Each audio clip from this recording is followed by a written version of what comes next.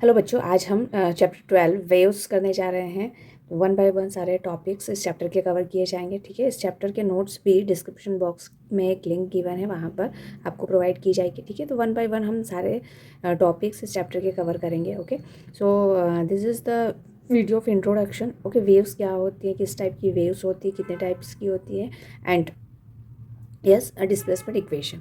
ये 3 टॉपिक्स आज हम कवर करेंगे। तो फर्स्ट देखते हैं वेव्स। वेव्स क्या होता है? तो जनरली आपने कभी पानी में पत्थर तो फेंका ही होगा। ठीक है, जब आप कोई स्टोन पानी में फेंकते हो तो क्या होता है, जिस पॉइंट पे पत्थर गया है वहाँ से क्या होती है, वेव्स जनरेट होने लगती है, वेव्स प्रोपेगेट होने लगती है। ठीक है, और वेव्स जो हैं वो आउटवर्ड जाने लगती है।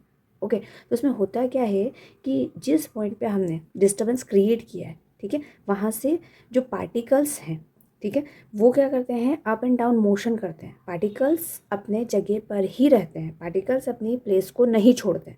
ओके, एंड वेव्स प्रोपेगेट होती है from the outward of the disturbance. Okay, disturbance से बाहर धीरे धीरे धीरे धीरे वेव्स प्रोपेगेट होती है। ओके, तो जनरली वेव्स का मीनिंग क्या होता है?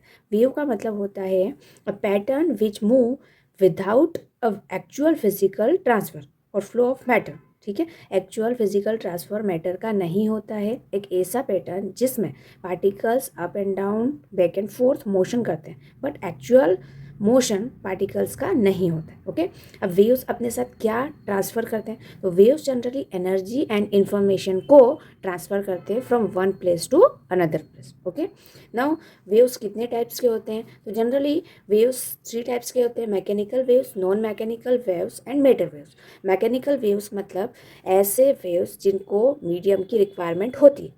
Okay, they require medium for their propagation.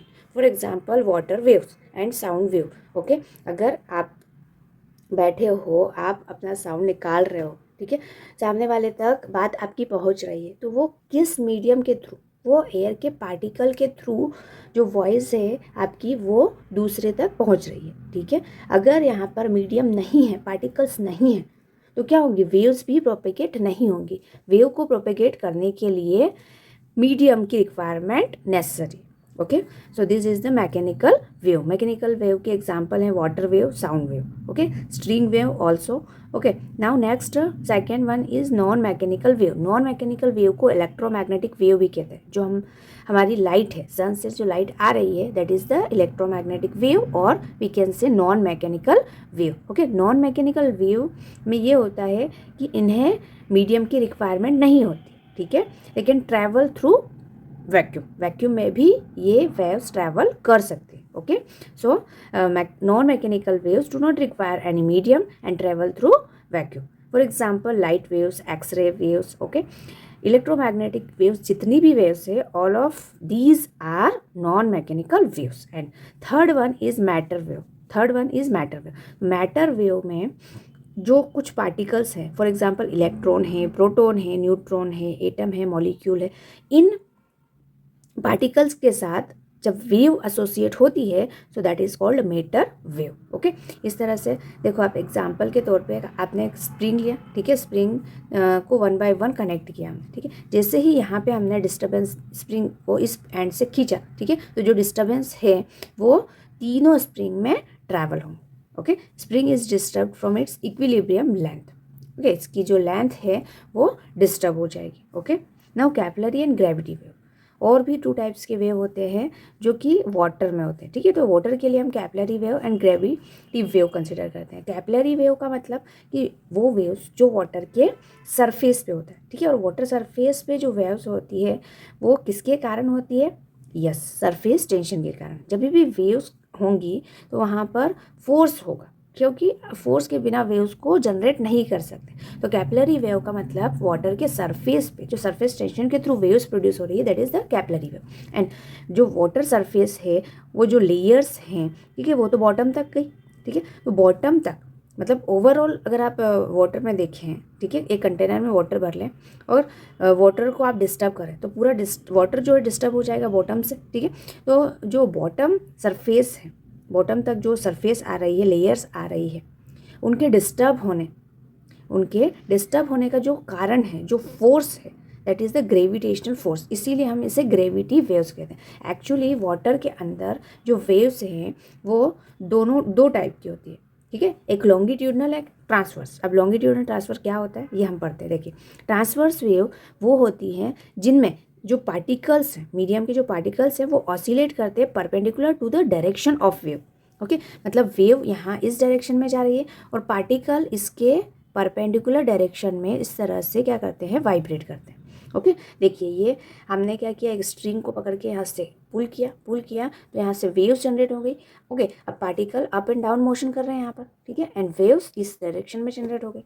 So this is called transverse wave. Transverse wave में पार्टिकल की डायरेक्शन एंड वेव की डायरेक्शन एक दूसरे के परपेंडिकुलर होता है।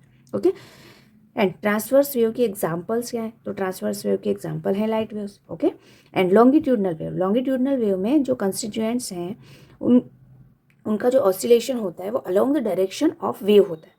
कैसे होता है, along the direction of wave. Okay, suppose आपने यहाँ पर एक मीडियम लिया, ठीक है अब देखो ये जो पार्टिकल्स हैं, आपने यहाँ पे एक पिस्टन ले लिया और ये एक सिस्टम ले लिया। ओके, अब यहाँ पिस्टन पे जब आप प्रेशर क्रिएट करेंगे, ठीक है, तो ये जो पार्टिकल्स हैं ये पास आ जाएंगे, ठीक है, तो यहाँ पर कंप्रेशन क्रिएट होगा। ओके, अगर पिस्टन को आप ऊपर खींचेंगे, ठीक है, तो क्या होगा, पार्टिकल्स दूर होंगे, यानी कि ये रैरफैक्शन। तो जनरली लॉन्गिट्यूडनल वेव में क्या होता है, कंप्रेशन एंड रैरफैक्शन। ओके, मतलब यहाँ प्रेशर डिफरेंस के कारण वेव्स का जनरेशन होता है। ओके, और यहाँ पे ट्रांसवर्स वेव में जनरली इस तरह से अप एंड डाउन मोशन होता है। तो क्रेस्ट एंड ट्रफ दो टाइप के पॉइंट्स होते हैं, दो टाइप के थियरीज होती है इसमें, क्रेस्ट एंड ट्रफ। ओके, इसमें यहाँ पर लॉन्गिट्यूडनल वेव में कंप्रेशन एंड रैरफैक्शन। क्लियर। तो जो कैपिलरी वेव्स ग्रेविटी वेव्स होती है, मतलब वाटर में जो वेव्स होती है वो दोनों टाइप की होती है, ट्रांसवर्स वेव भी एंड लॉन्गिट्यूडनल वेव भी। यानी कि जो पार्टिकल है वो बैक एंड फोर्थ मोशन भी करता है and up and down motion भी करता है। अप एंड डाउन को जनरली हम किस में कंसिडर कर रहे हैं, ट्रांसवर्स वेव में, एंड बैक एंड फोर्थ को लॉन्गिट्यूडनल। क्लियर है इतना? ओके, अब नेक्स्ट हम डिस्प्लेसमेंट इक्वेशन देख लेते हैं। Okay, next topic is displacement relation in a progressive wave. Progressive wave means continuous जो वेव मोशन कर रही है, ठीक है, जैसे ट्रांसवर्स वेव भी हो सकता है, इसमें लॉन्गिट्यूडनल वेव भी हो सकता है, दोनों वेव्स प्रोग्रेसिव वेव हो सकते हैं, ठीक है। तो हमने क्या किया, एक इक्वेशन लिया y x, t, क्योंकि जनरली ऑसिलेशन में हमने क्या पढ़ा था, phi into y is equal to a sine omega t plus phi, यानी कि जो डिस्प्लेसमेंट है वो ओनली ऑन टाइम पे डिपेंड कर रहा था, बट यहाँ पर जो डिस्प्लेसमेंट है वो पोजीशन पे भी डिपेंड करेगा, ठीक है। यानी कि यहाँ पर आपको पार्टिकल का डिस्प्लेसमेंट तो मिलेगा, लेकिन पार्टिकल उस पर्टिकुलर डिस्प्लेसमेंट पे किस पोजीशन में है ये भी मिलेगा, ओके, और particular time. So y x t is equal to a sine k x minus omega t plus five. Okay, five is the initial phase, k x minus omega t, ये सारी जो terms हैं ये 1 by 1 में समझाते हो क्या लिखा हुआ है। ए का मतलब होता है amplitude, you know very well, okay, और आगे और भी हम डिटेल में समझेंगे इसको। K is the wave number, angular wave number, okay, and it is related to wavelength, अभी आगे हम रिलेशन बताएंगे इसमें। And x is the position of particle, okay, omega is the angular frequency, t is the time and y is the displacement at position x. X लिया है यहाँ पे, मतलब जो एक्स पोजीशन है आपका उसमें आपको डिस्प्लेसमेंट देना है, displacement and time t. Okay, so y क्या है, displacement at position x, x position में कितना डिस्प्लेसमेंट हुआ है एंड पर्टिकुलर टाइमिंग टी पर, okay, and phi is the initial phase angle. Okay, अब देखिए हमने यही प्रोग्रेसिव वेव लिया है, y x t is equal to a sine k x minus omega t plus five. Okay, अगर यहाँ पर नेगेटिव साइन है इसका मतलब वेव जो है वो पॉजिटिव एक्स डायरेक्शन में प्रोपेगेट हो रही है, ओके, पॉजिटिव एक्स में मतलब इस डायरेक्शन में, पॉजिटिव एक्स डायरेक्शन में प्रोपेगेट हो रही है।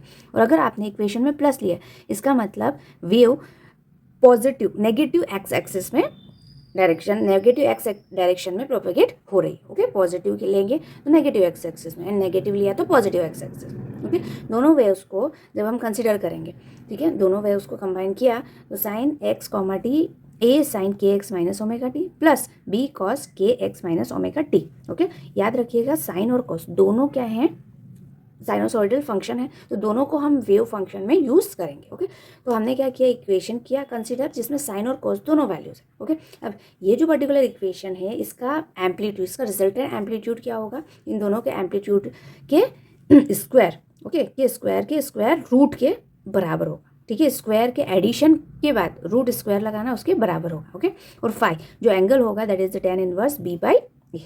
क्लियर इतना?